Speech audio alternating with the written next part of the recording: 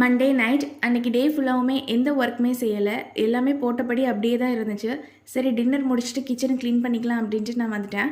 First அங்கங்கே கிடக்கிற things எல்லாத்தையுமே வாஷ் பண்ணுறதுக்கு எடுத்து போட்டுட்டு ஸ்டவ்வை ஃபர்ஸ்ட் நல்லா நான் தொடச்சி எடுத்துக்கிட்டேன்.